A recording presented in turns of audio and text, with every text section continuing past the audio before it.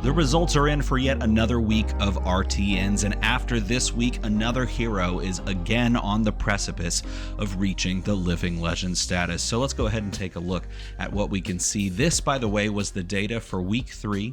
Normally I put this video out on Monday, but the graphic itself had not been released until pretty late in the evening, so I waited until today to release this video. But looking at week 3, of course, this was the final week for Florian, as Florian hit the Living Legend status thanks to a calling win.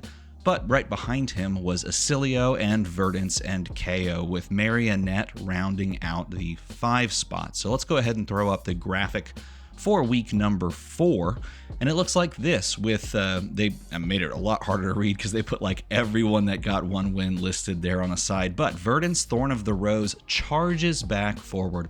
I had someone tell me in the Discord, one of the Discord servers, they were like, yeah, it makes sense that Verdance had gobbled up so many wins this time around, because we had noticed that they had updated the Living Legend leaderboard without the graphic first. And it made a ton of sense with her gobbling up, because a lot of players are starting to kind of disrespect her. I mean, you saw that there was a 0% day 2 conversion at last weekend's calling, and if that's the case, people disrespecting her, she just comes back into the fold and blows everyone up with the combo. And that, coupled with the possible surge of a fatigue Pleiades list, means that she has a lot more breathing room in a meta like this, and that's exactly what happened. And that is going to do some serious things to her Living Legend status, which we will look at here in a moment. But right behind her is Arachne, Marionette with 15 wins respectively. Then Gravy Bones continues to have a strong showing in the meta with 10 wins, tied this time with Syndra, Drakai of Retribution. Now, I've been saying that the ban and restricted announcement from a couple of months ago has not had this, huge bearing on the heroes that were indeed touched. And every time I say that, I get a comment like, well, what about Syndra? She's fallen off the face of the earth. And in a way, she has been the one that has been the most touched by the ban and restricted announcement. But do keep in mind that she's just doing still pretty well in these events. You look at week 3 and it wasn't as strong. I mean, she falls pretty far down the totem pole, if you will, with 7 wins, but she kind of makes it up this week by pushing her way back up to 9 wins. And overall, 10 wins, excuse me. But overall, she's just doing okay. And I think this is a fantastic spot for Syndra to be in. I think having a hero that is not maybe she's not the premier aggro deck. Maybe she is. It's kind of between her and like Dio at this point. Because I consider Marionette to be more of like this disruption focused deck. I think she fits so well at this level of competition, where she's like a super solid like A tier, S tier Armory deck, or A tier, S tier RTN or ProQuest deck. And then the further you go with her, your skill expression dictates how you finish with her. But she has the capacity to still be played. And then right behind her in the 5th spot is KO, Armed and Dangerous. And that was the one that I was really keeping my eye on, because if KO has decent representation and decent wins this week, he could indeed rotate next week in the final week of Road to Nationals. We'll look at the data and we'll talk about what the chances are for that. Specifically, we'll look at the Living Legend leaderboard here and talk about the chances for that. But continuing to go down the list, look at the gradation. We have 8 wins for both Victor Goldmane and for Dash.io. We have 7 wins for that Pleiades deck that's kind of charging forward, alongside of Kasai. 7 wins, still very respectable, and her number is also looking pretty interesting, so we have to touch on that when we get over to the leaderboard.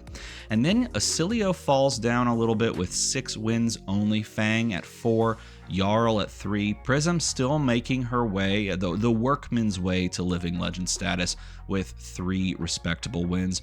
Huntsman picks up 2, Ira picks up 2, Reinar picks up 2, Dorinthia picks up 2, and then you have a smattering of 1-win heroes such as Vincent, Puffin, Lyeth picked up 1, Sir Bolton picked up 1, Max picked up 1, which is kind of cool. KO Underhanded Cheat, which I do think might have a lot more space in the meta as some other heroes rotate.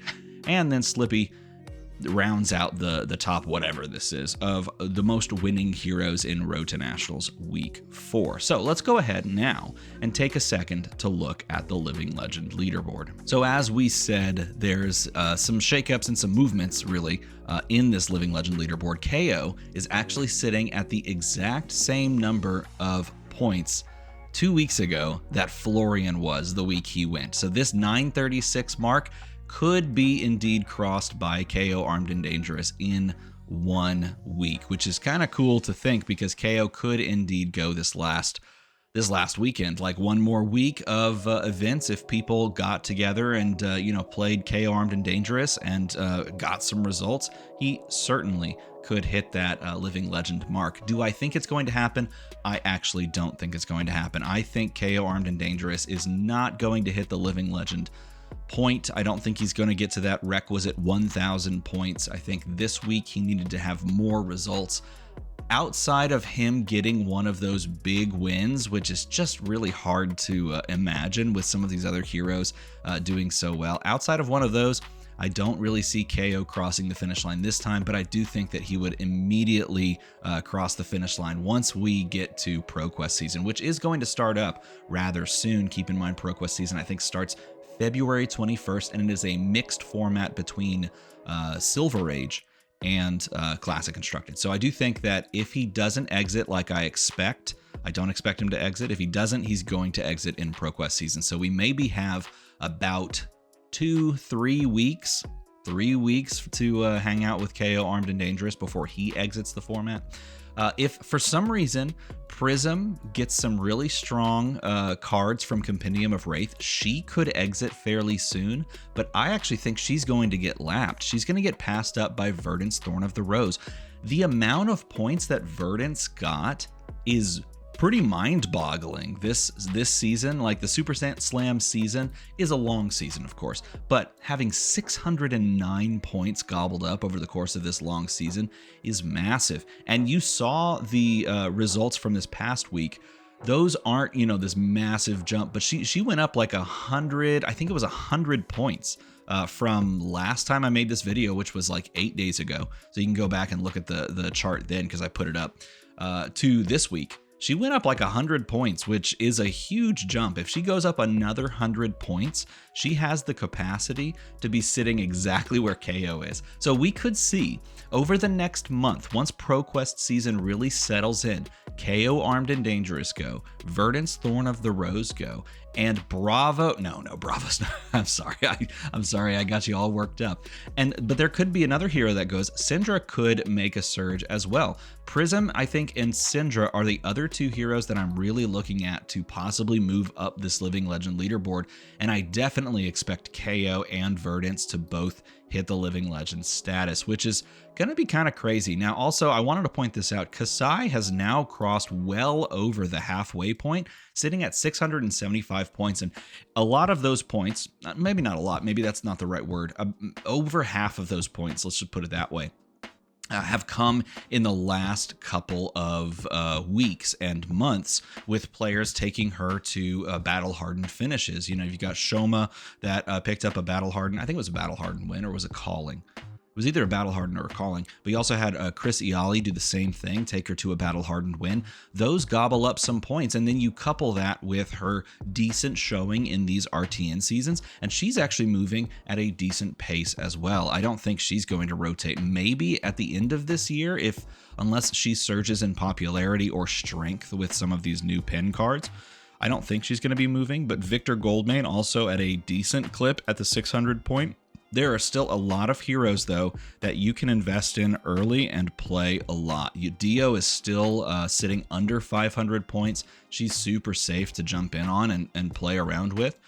Gravy Bones is a fantastic hero that is a strong hero that does have the capacity to weather the storm of bans and restrictions. And you can still play him for a while, which is great. And I do think that he has the capacity to be manipulated even more if they wanted to, and given other cards and pushed into a new play style. So I think he's a great hero to go long term. Rhinar is an interesting one because Rhinar has some really solid matchups right now and is probably better than he's ever been, and yet he's sitting just so low. Things are going to change when KO goes because that takes away claws, but still interesting. Acilio and Mario, two of the best heroes in the game right now, are sitting like sub 300 points. That's nuts. That's so good if you wanted to jump into one of these heroes and build that deck out and just really commit to it.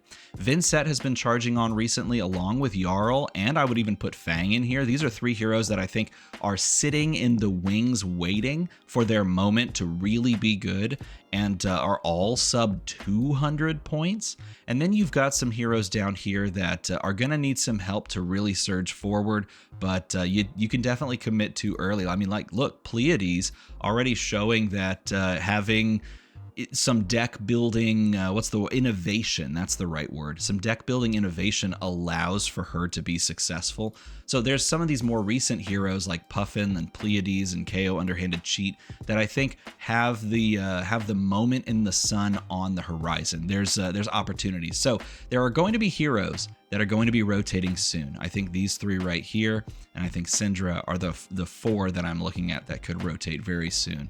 But there are a lot of heroes that you can still commit to and play the game of Flesh and Blood with. And now, maybe better than ever, a time for you to jump into this game and really sink your teeth into it, because Compendium is right around the corner. We have ourselves a Compendium spoiler. And if you want to be part of the Compendium spoiler, I'm going to put a link down below, and I just want you to go there and upload any videos, horizontal if possible, 1920 by 1080 if possible, videos of you with friends at a tournament. It could be any tournament, I don't really care. It could be an armory, it could be all the way up to like the World Championship, hanging out with your friends, eating food, playing games, laughing, I don't care. Shots of the venue, whatever you want to upload. I want to use as much of the community footage as possible, because I think this time around it really kind of drives the point home. So if you'd like to be part of that, check the link down there in the description. And if you enjoy this type of content and want to support it and make